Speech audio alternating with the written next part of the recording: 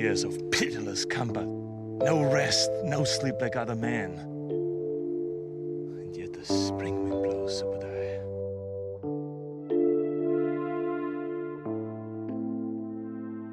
Before the Terminator ever said, "I'll be back," Arnold Schwarzenegger swung a sword as Conan the Barbarian. Released in 1982, this brutal fantasy epic changed how Hollywood portrayed heroes and mythology. But behind the sand-covered sets and muscle-bound glory lies a world far stranger than the movie itself. From real blood spilled on camera, to occult consultants, dangerous stunts, and production choices that still spark debate, the making of Conan the Barbarian was as wild as the Hyborian Age it portrayed.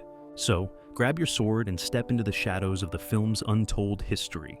Here are 20 weird Conan the Barbarian facts you didn't know. Real human blood was used in a scene.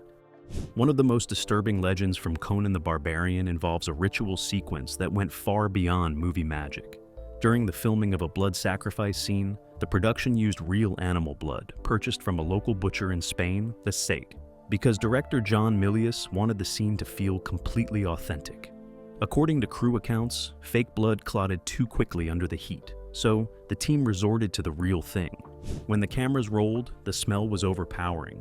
Several extras reportedly gagged or turned away, and parts of the set had to be scrubbed repeatedly because the blood dried into the sand and props. It was so realistic that, when the footage was shown to studio executives, some believed it was an actual ritual recording.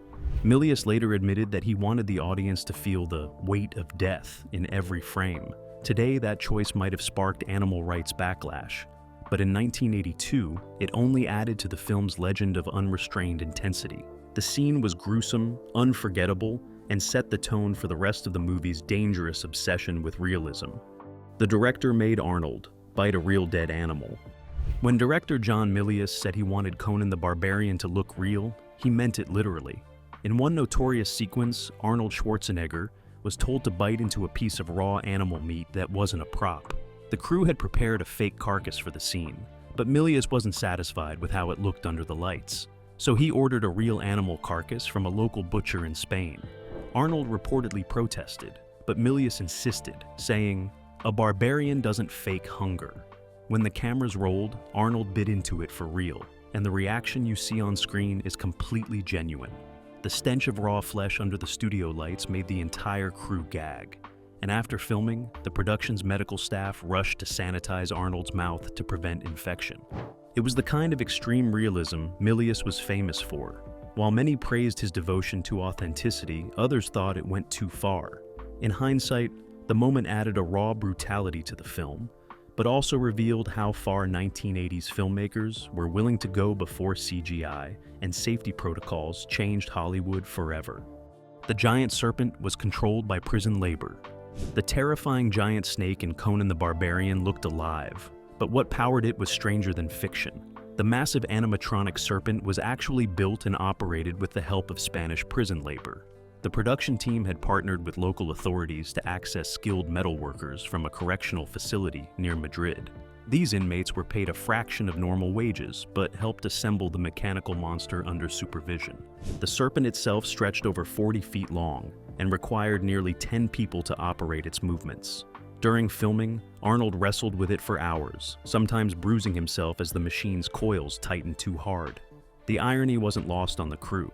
A film about slavery and survival literally employed prisoners behind the scenes. When news of the collaboration leaked, it caused a quiet scandal among Spanish unions, who accused the production of exploiting cheap labor. Milius dismissed the criticism, claiming it was a historical parallel to Conan's world. The controversy faded quickly, but the truth remains. One of the most iconic monsters in cinema history was built by real convicts who never appeared in the credits. Several extras were actually ex-convicts. The eerie realism of Thulsa Doom's cult scenes came from more than just great acting. Many of the extras weren't actors at all. They were ex-convicts and street drifters hired from local towns.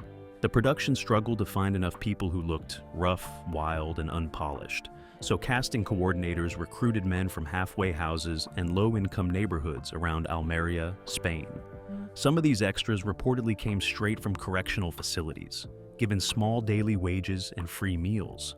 It created an atmosphere on set that felt dangerously authentic. Crew members recalled moments when fights broke out among the extras between takes, and several props went missing after shooting. One assistant director later admitted that keeping order was a constant battle. "They looked perfect on camera," he said, "but off camera, we had to keep an eye on everyone." Despite the chaos, the cult sequences ended up looking astonishingly real, their intensity heightened by people who had lived rough lives. It was an experiment that blurred the line between casting genius and reckless risk-taking, and it gave Conan the Barbarian a raw edge that few fantasy films have ever matched. The cult scenes were inspired by real secret societies. Thulsa Doom's chilling cult didn't come from pure imagination. Director John Milius drew direct inspiration from real-world secret societies and tragic historical events. One of his strongest influences was the Jonestown Massacre of 1978, when over 900 followers of Jim Jones died in a mass poisoning. Milius was fascinated by the psychology of blind devotion and wanted to reflect that terrifying charisma in James Earl Jones' character. To prepare the cast, he reportedly showed them documentaries on real cult movements, including footage of initiation rituals and communal chanting. Some of the runic symbols used in the film were borrowed from genuine pagan traditions. During filming, Milius encouraged extras to treat the set like a real spiritual ceremony, often shouting, "Believe it," before each take. James Earl Jones later said that Milius made him study footage of political leaders known for hypnotic public speaking, including Adolf Hitler and Jim Jones. The result was a performance that felt eerily authentic, a blend of mysticism and menace.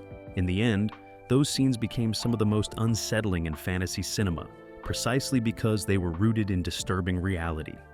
Arnold nearly lost his finger, filming a sword scene. Arnold Schwarzenegger's legendary strength couldn't protect him from one of Conan the Barbarian's most dangerous moments.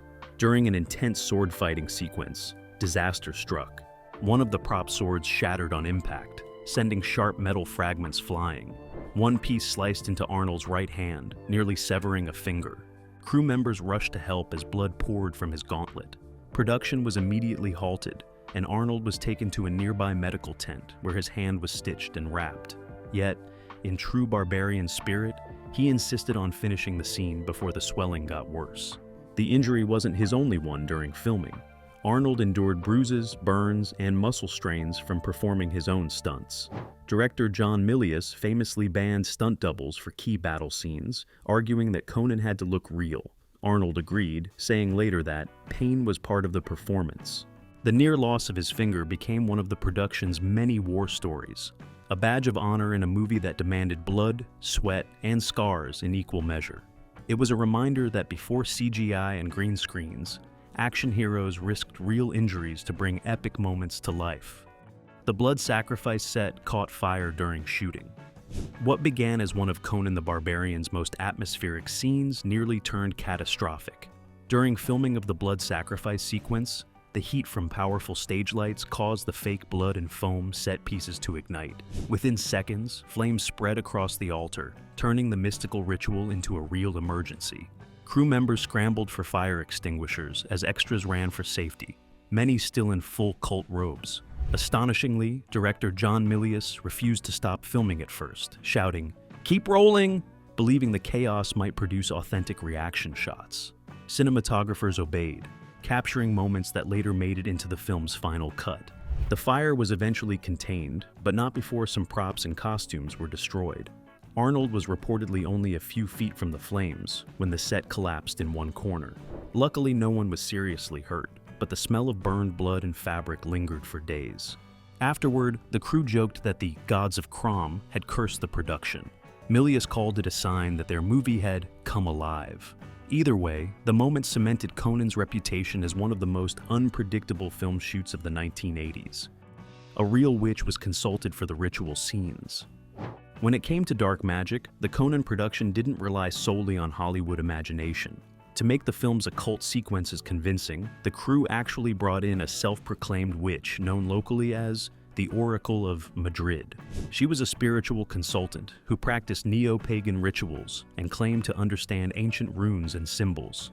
Director John Milius, fascinated by myth and esoteric history, hired her to design authentic ritual elements for Thulsa Doom's cult scenes. She advised on the arrangement of candles, the design of the serpent sigils, and even suggested certain chants to give the ceremonies vibrational power.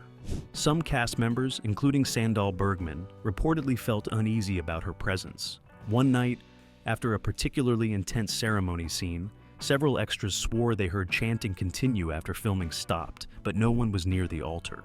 Whether coincidence or imagination, the crew treated it seriously. From that point on, many refused to enter the ritual set alone. The witch was quietly dismissed near the end of production, but her influence remained visible in every eerie frame. Even today, fans argue that her touch gave the film's darker moments an unnerving realism that's hard to replicate.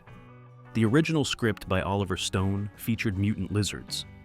Before Conan the Barbarian became the brutal sword and sorcery epic fans know, it started as something completely different.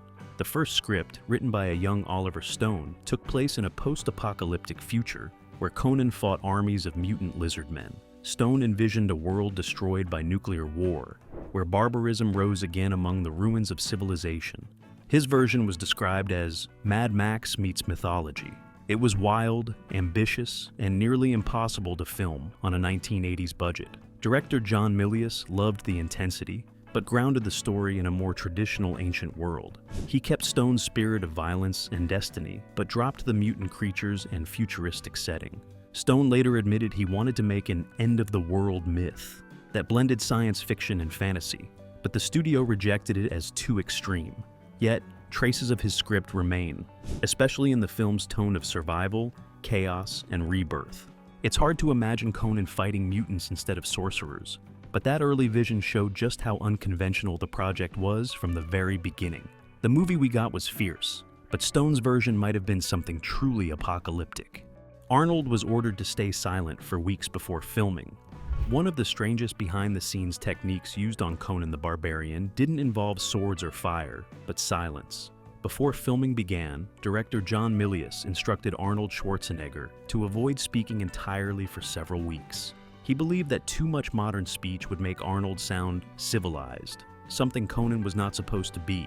During this period, Arnold communicated mostly with gestures on set and trained daily in sword fighting and horse riding without saying a word. Milius wanted him to embody a primal, instinctive warrior who relied on physical presence instead of dialogue. The result was powerful. When Conan finally speaks in the film, his voice carries a deep, almost ancient resonance. Arnold later said the experience changed how he approached acting. By focusing on movement, he learned to express emotion through posture and expression rather than words. The silence training was unconventional, but it worked. It gave Conan the Barbarian its distinctive tone, a story told as much through grunts, glares, and physical power as through language.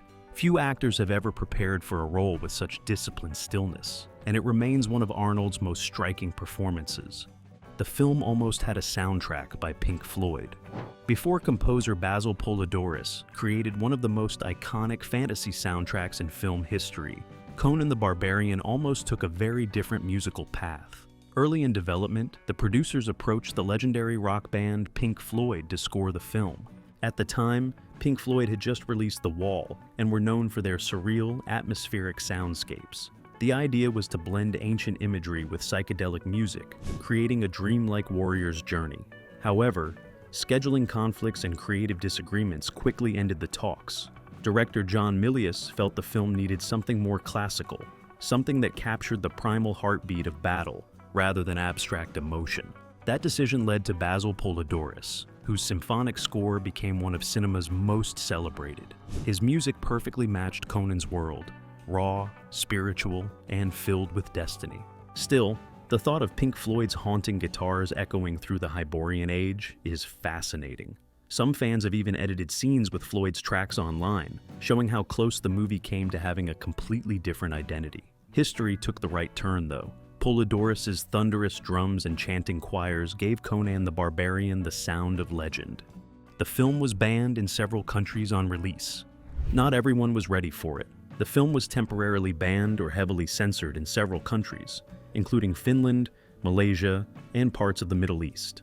Authorities labeled it morally dangerous because of its depictions of sacrifice, nudity, and sorcery. In some regions, entire scenes were cut, reducing the film's runtime by nearly 15 minutes. The cult rituals and serpent transformations were considered too graphic for public viewing. Religious organizations also protested, claiming the film glorified occult worship and violence. Director John Milius defended his work, calling it a mythic tale about freedom, not evil. The controversy only helped the movie's reputation grow. Bootleg copies spread quickly through underground networks, especially in Europe, where banned films often gained cult status. By the late 1980s, most bans were lifted, and Conan was re-evaluated as a fantasy classic. The censorship battles gave it an edge that many modern films lack, a reminder that it once terrified censors as much as it thrilled audiences. What began as scandal became part of the film's mystique. Arnold's body was too big for his costumes.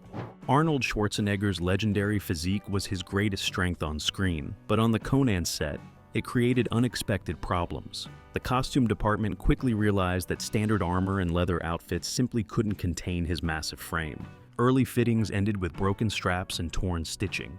The blacksmiths and costumers had to redesign nearly every piece of armor from scratch.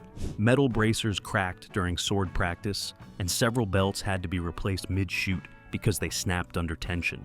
The issue wasn't just size, it was movement.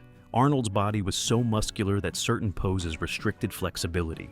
Costume designer John Bloomfield modified the armor with hidden elastic seams to allow him to fight comfortably.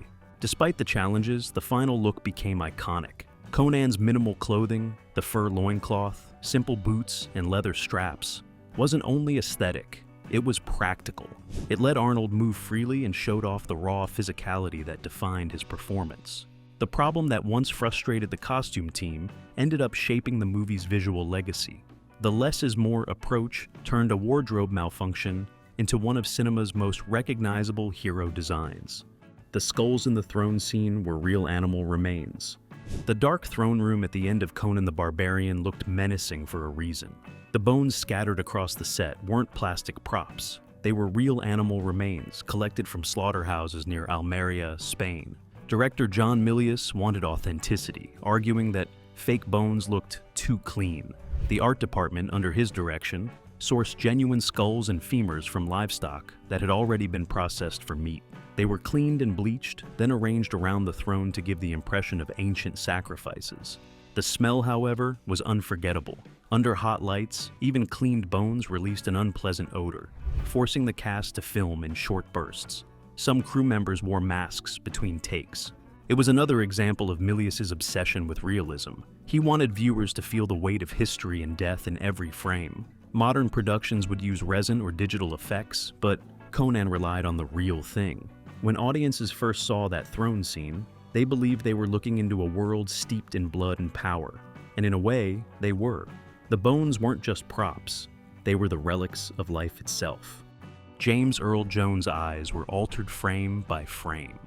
James Earl Jones gave one of the most hypnotic performances of his career as Thulsa Doom, the serpent cult leader. His piercing blue eyes became the character's most memorable feature, but those glowing eyes weren't real. The effect was achieved through painstaking post-production. Digital color grading didn't exist yet, so the editors used a manual rotoscope process. Each frame of film was hand-painted to enhance the color of Jones' irises, giving them that eerie, supernatural glow. It took weeks to complete just a few minutes of footage. The technique required enormous precision. Any mistake could ruin the film reel. The result was subtle, but unforgettable. Thulsa Doom's stare seemed to pierce through the screen. James Earl Jones later said that the role felt different from anything he had done before. Playing a mystical leader gave him a quiet intensity, and the post-production touch added to his aura. Today, the effect might be recreated digitally in seconds, but in 1982, it was a work of visual craftsmanship. It's a small detail, yet it helped transform Thulsa Doom into one of fantasy cinema's most haunting villains. Sandahl Bergman's stunt double was injured twice. Behind the beauty and grace of Valeria, played by Sandahl Bergman, was a series of dangerous stunts that tested the limits of the production. Bergman performed most of her own action scenes, but for the most perilous sequences, a stunt double stepped in. Unfortunately, filming was far from safe. During one sword-fighting scene, the stuntwoman was accidentally stabbed in the leg by a dulled blade that still managed to pierce through the armor. After medical treatment, she returned to set only to be injured again weeks later during a complex fall sequence. This time, A mistimed move caused her to crash into a stone wall, fracturing a rib. Instead of halting production, Bergman volunteered to complete several of the unfinished stunts herself. She trained daily with the sword master and endured bruises and cuts that were visible even under makeup. Her dedication helped shape Valeria into one of the most memorable female warriors in cinema. Director John Milius later said that Bergman fought like she believed every swing could save her life. The physical toll behind her performance gave Valeria's death scene its emotional realism, proving that sometimes true strength comes from enduring pain as much as portraying it. The film's weapons were based on real ancient designs. Every weapon in Conan the Barbarian had a story behind it. The production's blacksmiths and prop designers refused to use cheap replicas or generic fantasy blades. Instead, they studied museum artifacts, ancient Nordic relics, and Celtic swords to forge over 200 functional weapons. Each sword and axe was designed to reflect the culture of its fictional tribe. Conan's signature broadsword, for example, was inspired by early Iron Age Hyborian designs, giving it both a primitive and regal feel. The props were made using real steel, not lightweight aluminum, which made them extremely heavy. Arnold Schwarzenegger trained for months to wield them correctly without tiring on camera. Because of their weight, many of the cast suffered minor wrist and shoulder injuries. Still, the result was worth it. When blades clashed on screen, the sparks were genuine, not added later. The clang of metal was captured using live microphones, adding to the film's realism. After production ended, several of the swords were gifted to crew members, while others were stored in Universal Studios archives. These weapons remain a testament to the craftsmanship behind the film, tangible relics of a time when authenticity mattered more than convenience. Some scenes were shot in real ancient ruins. Few fantasy films have achieved the gritty authenticity of Conan the Barbarian, and one reason is the choice of filming locations. Instead of relying on studio sets, the crew shot several scenes in real historical ruins scattered across Spain. The Temple of Doom sequences were filmed in an ancient Roman quarry near Almeria, where the towering rock formations provided a naturally menacing backdrop. The final throne scene was shot near Segovia, among ruins that dated back to the 1st century. Local authorities were hesitant at first, fearing damage to the sites, but the production promised strict preservation measures. Despite their precautions, some ancient stone carvings were reportedly chipped during filming, leading to tension between the Spanish government and the studio. However, the visual payoff was undeniable. The texture of real stone, weathered by centuries, gave the film an organic realism that no set could replicate. Arnold later said that walking through those ruins each morning helped him feel like Conan before the cameras even started rolling. The sense of history and decay in those locations became an unspoken character in the movie itself, grounding the fantasy in the weight of a forgotten past. Arnold was paid $250,000, but lost most of it in taxes. When Conan the Barbarian was released, Arnold Schwarzenegger's face became iconic overnight, but his paycheck told a different story. He earned around $250,000 for the entire film, a modest sum for a leading role even in 1982. The contract included performance bonuses that depended on international box office results, but unexpected taxation issues drastically reduced his earnings. Because much of the production took place in Spain, Arnold was subject to both Spanish and American tax laws. The combination of deductions, legal fees, and delayed payments left him with far less than expected.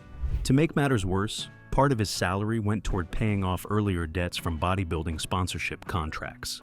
Despite the financial setback, Arnold viewed Conan as his true breakthrough. The movie's global success catapulted him into stardom and paved the way for the Terminator. He later said that the film gave him something money couldn't buy: credibility as a leading man. In retrospect, that small paycheck launched one of Hollywood's biggest careers. The experience also taught Arnold the importance of financial control, influencing how he negotiated every contract afterward. The Wheel of Pain still exists and actually works. One of the most memorable symbols in Conan the Barbarian is the Wheel of Pain, the massive wooden structure young Conan pushes in the film's opening sequence. Many fans assume it was destroyed after production, but the wheel still exists. Built in the desert outside Madrid, the structure was constructed from real timber and steel bearings, designed to rotate under human power. Over the years, the wheel was left standing, weathered by time, but remarkably intact. Locals in the area discovered it decades later and began restoring it as a cinematic monument. It now functions as a working replica for film fans who visit the region. The original mechanism still turns, albeit slower than before. Visitors describe the experience as surreal, pushing the same wheel that symbolized Conan's years of enslavement and transformation into a warrior. The prop's survival is a fitting metaphor for the film's legacy. Just like Conan himself, the Wheel of Pain endured time, decay, and neglect, yet it remains unbroken. It stands quietly in the Spanish hills, a relic of cinema's most rugged era, and a testament to how deeply Conan the Barbarian continues to resonate with fans. Conan the Barbarian was far more than a fantasy film. It was a grueling test of endurance, creativity, and obsession with authenticity. Every injury, fire, and controversy added to its myth.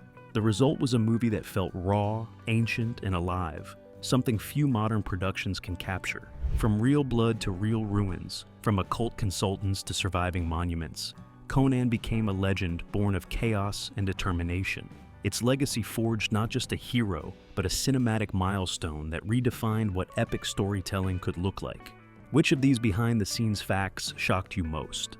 Let us know in the comments, and subscribe for more unbelievable stories from film history.